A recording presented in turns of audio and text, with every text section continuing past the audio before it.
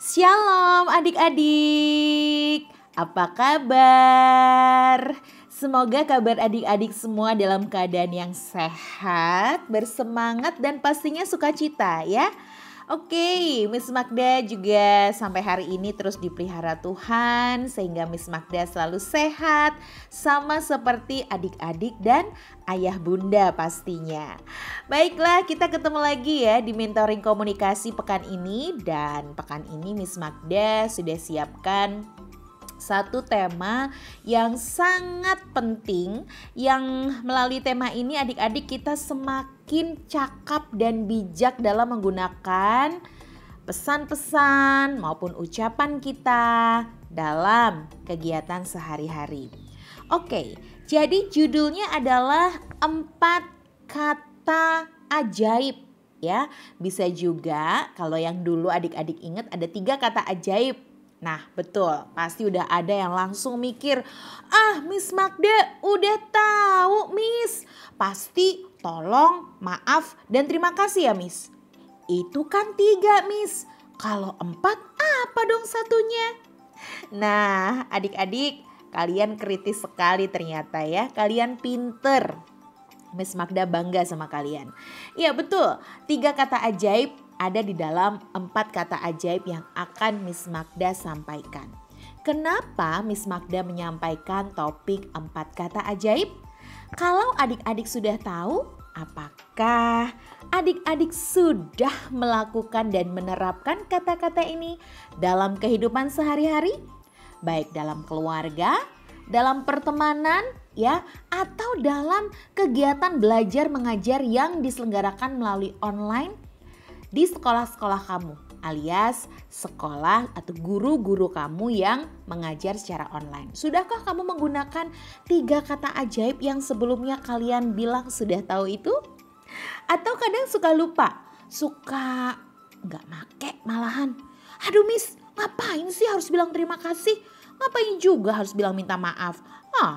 Pakai kata tolong itu tuh bikin gimana gitu loh Miss. Nah karena Miss Magda amati dan Miss Magda dengar, Miss Magda juga perhatikan bahwa adik-adik kadang suka lupa, suka males, suka menganggap 3 kata atau 4 kata yang akan Miss Magda sampaikan ini bukan kata penting. Nah makanya Miss Magda mau ulas kembali di mentoring kali ini ya.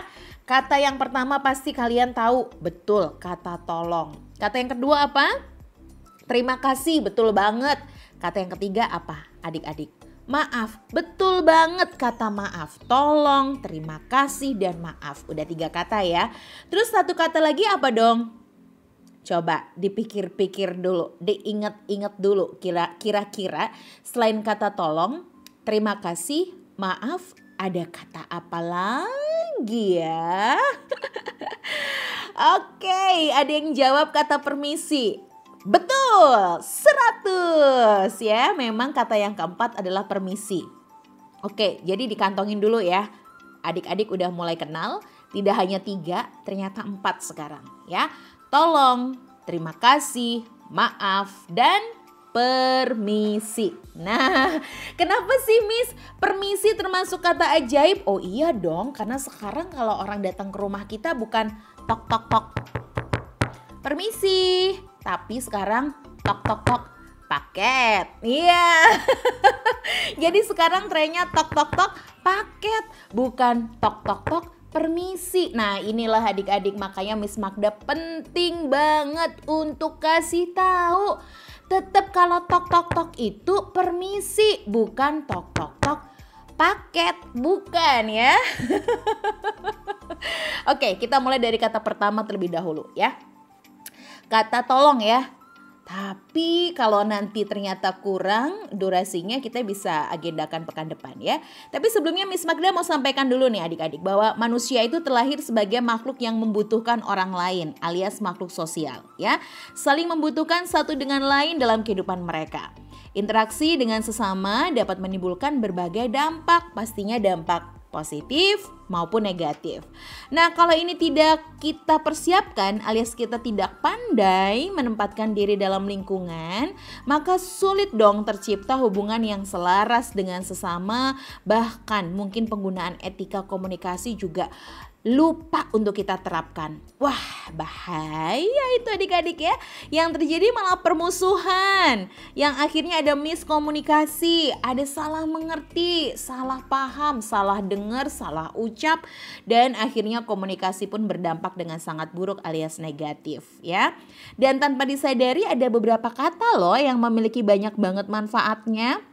Bahkan kata-kata yang tadi kita sudah sebut itu ya, 4 kata itu bisa membuat orang jadi bahagia. Ya, ada 4 kata yang menjadi kunci keberhasilan dalam kita berkomunikasi untuk mendapatkan umpan balik atau feedback yang positif sebagaimana yang adik-adik dan juga orang tua harapkan. Ya, 4 kata ya.